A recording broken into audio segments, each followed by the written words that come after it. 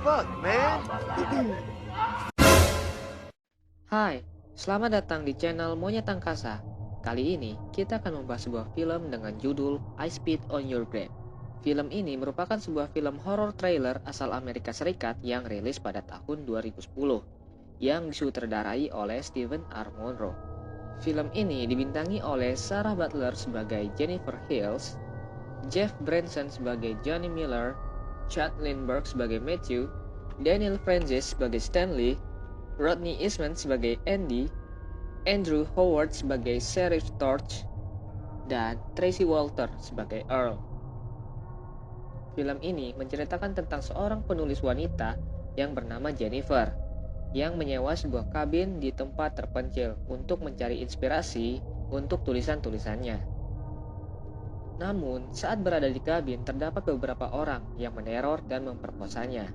Lalu Jennifer berniat untuk melakukan balas dendam kepada mereka. Apakah rencana tersebut akan berhasil? Sebelum kita mulai, mari dukung channel ini dengan cara menekan tombol subscribe, like, komen, dan jangan lupa share ke teman kalian sebanyak-banyaknya.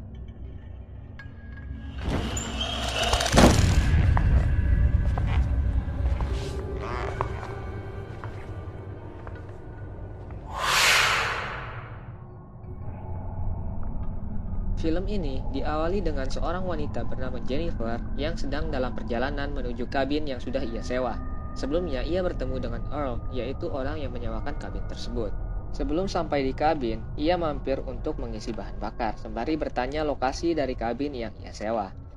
Di mana di tempat pengisian bahan bakar tersebut, ia bertemu dengan beberapa orang, yaitu Johnny, Stanley, dan Andy. Yang mana itu merupakan awal dari malapetaka yang akan menimpanya. Jennifer pun tiba di kabin yang ia sewa dan mulai merapikan barang-barang miliknya. Keesokan harinya, ia berjemur di pinggir danau sembari menikmati minuman ale-ale miliknya. Namun, ia mulai merasa ada yang memperhatikannya dari kejauhan.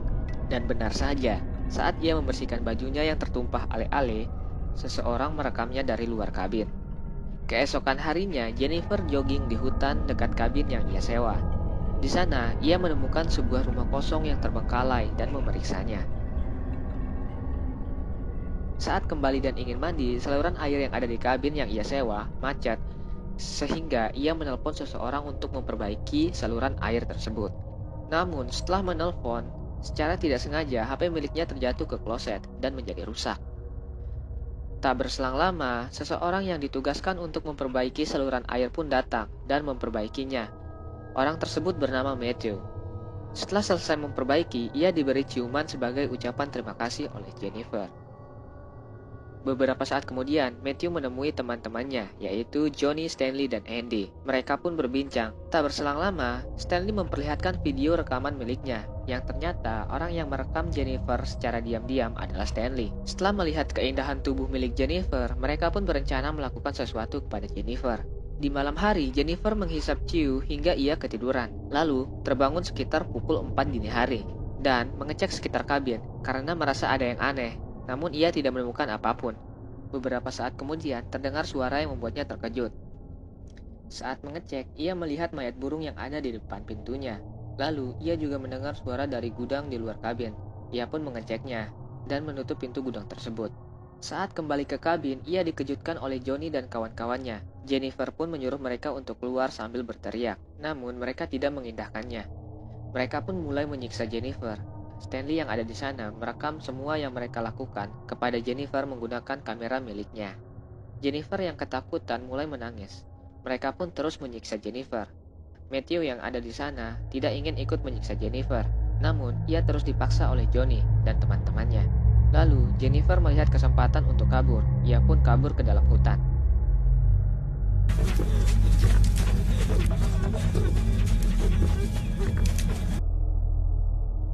Di hutan, ia bertemu dengan Sheriff dan Earl, dan ia pun mengatakan semuanya kepada Sheriff. Lalu, Sheriff menyuruh Earl untuk kembali duluan, dan ia dan Jennifer akan pergi ke kabin untuk memeriksanya. Sesampainya di kabin, Sheriff memeriksa kabin tersebut, namun tidak menemukan satu orang pun. Yang ia temukan hanya stok ale-ale dan ciu milik Jennifer. Beberapa saat kemudian, tidak disangka-sangka, ternyata Sheriff berkomplot dengan mereka dan mulai menyiksa Jennifer. Lalu Johnny merobek pakaian milik Jennifer dan menyuruh Matthew untuk melepaskan pakaiannya juga. Dan memaksa Matthew untuk memasukkan rudal miliknya ke serabi lembut milik Jennifer. Matthew yang keenakan menanam paksa sambil mencekik leher Jennifer. Saat selesai ditanam paksa, Jennifer yang sudah lemas berjalan ke hutan. Namun, ternyata mereka mengikutinya. Kini, giliran sheriff yang menanam paksa si Jennifer lewat belakang. Johnny yang mulai terangsang melihat itu memasukkan rudal miliknya ke mulut Jennifer. Jennifer pun kehilangan kesadarannya. Saat tersadar, Jennifer sudah tidak memakai pakaian apapun. Kemudian, ia berjalan dengan lemas. Mereka pun tetap mengikuti Jennifer. Namun, saat di jembatan, Jennifer menjatuhkan dirinya ke sungai, dan mereka pun menjadi panik. Sheriff yang takut kelakuannya terbongkar memerintahkan Johnny dan teman-temannya untuk mencari tubuh Jennifer. Namun, mereka tidak menemukannya. Lalu, Sheriff menyuruh mereka untuk terus mencari tubuh Jennifer sampai ketemu, dan menghilangkan semua barang bukti termasuk rekaman milik Stanley. Keesokan harinya, Sheriff mendatangi Earl untuk memberikan kunci kabin yang ia sewakan, dan mengatakan bahwa Jennifer pergi tanpa pemberitahuan. Lalu beralih ke sungai, di mana Matthew sedang melamun memikirkan perlakuan mereka terhadap Jennifer, dan ia tampak sangat menyesal. Ia pun terus terbayang akan sosok dari Jennifer dan merasa sangat ketakutan. 1 bulan pun berlalu, di mana Sheriff mendapat telepon dari Earl dan mengatakan bahwa keluarga Jennifer mencarinya karena sudah 1 bulan tidak ada kabar, dan Earl menanyakan hal itu kepada Sheriff. Di pagi hari, Stanley berlari menemui Johnny dan Andy, di mana ia mengatakan bahwa seseorang telah mencuri kamera miliknya, di mana di kamera tersebut terdapat rekaman perlakuan mereka terhadap Jennifer. Waktu pun kembali di malam hari, di mana Johnny mulai diteror oleh seseorang dengan teror yang sama seperti ia lakukan kepada Jennifer, dengan melemparkan mayat burung ke depan pintunya. Dan hal tersebut membuat Johnny menjadi kesal. Ia pun menemukan sendal dan karet gelang milik Matthew, dan mengira bahwa Matthew lah orang yang menerornya. Keesokan harinya, Sheriff pulang ke rumahnya, dan ia dikagetkan dengan rekaman video yang dikirimkan ke rumahnya. Lalu, Sheriff mendatangi Johnny dan teman-temannya untuk memarahi mereka, dan Sheriff pun pergi. Beberapa saat kemudian, Sheriff dan Earl pergi untuk berburu ke hutan. Namun, Sheriff membunuh Earl dengan cara ditembak karena Sheriff merasa terancam dengan keberadaan Earl yang bisa menjadi saksi, karena ia mengetahui bahwa Sheriff adalah orang terakhir yang ditemui oleh Jennifer sebelum menghilang.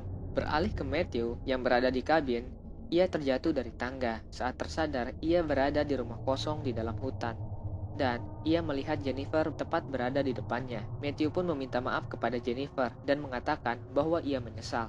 Namun, Jennifer mencekiknya menggunakan tali tambang yang membuatnya tidak sadarkan diri. Beralih kembali ke Stanley dan Andy yang sedang mencari Matthew di hutan.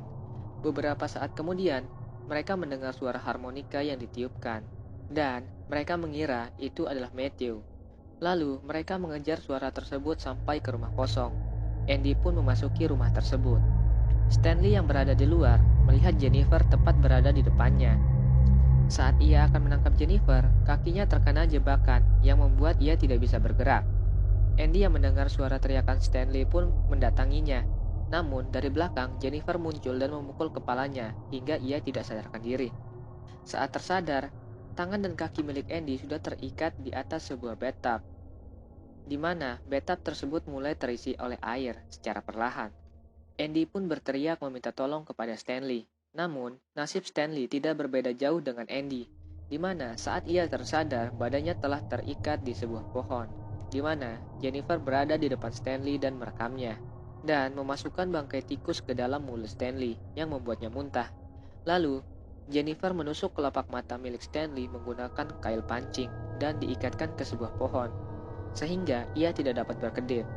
Jennifer pun meninggalkan Stanley untuk melihat si Andy. Tak berselang lama, Jennifer kembali menemui Stanley dan meletakkan isi perut ikan ke seluruh mukanya, di mana hal tersebut akan memancing burung gagak ke arah Stanley, dan para burung gagak pun memakan bola mata milik Stanley. Lalu, Jennifer kembali menemui Andy dan meletakkan soda api ke dalam bathtub yang berisi air tersebut. sehingga membuat kulit wajah Andy menjadi melepuh dan mereka berdua pun tewas. Beralih ke Johnny di tempat pengisian bensin, di mana Jennifer menyamar sebagai pengunjung seksi dan memukul Johnny sampai tidak sadarkan diri. Saat tersadar, Johnny sudah berada di rumah kosong tersebut, dengan tangan dan kaki terikat dan tanpa menggunakan pakaian. Jennifer pun mulai menyiksanya dengan cara mencabut giginya satu persatu, yang membuat Johnny terkencing-kencing karena kesakitan. Lalu, Jennifer mengambil gunting rumput dan memotong rudal milik Johnny dan memasukkannya ke dalam mulut Johnny. Johnny pun mati kehabisan darah. Beralih ke Sheriff, di mana ia mendapat telepon dari istrinya dan mengatakan bahwa guru baru anaknya sedang berada di rumahnya, yang ternyata guru tersebut adalah Jennifer. Sheriff yang panik bergegas kembali ke rumahnya. Sesampainya di rumah, Jennifer dan anaknya sudah tidak ada di rumahnya. Ia pun kembali bergegas mencari anaknya ke taman, namun tidak menemukannya. Saat ia kembali ke dalam mobil, Jennifer yang sudah ada di kursi belakang memukul kepalanya dan membuat Sheriff tidak sadarkan diri. Saat tersadar, tangan dan kakinya terikat dan senapan milik Sheriff sudah tertancap di lubang hitam miliknya. Jennifer pun mendorong senapan tersebut semakin ke dalam, yang membuat Sheriff kesakitan dan memohon ampun. Lalu, Jennifer mengikat trigger senapan tersebut dan mengikat sisi satunya ke tangan Matthew yang sedang tidak sadarkan diri. Tak berselang lama, Matthew pun tersadar dan menggerakkan tangannya yang membuat trigger senapan tersebut tertarik sehingga menembak mereka berdua. Dan Jennifer pun duduk dengan santainya di luar rumah. Dan film pun tamat.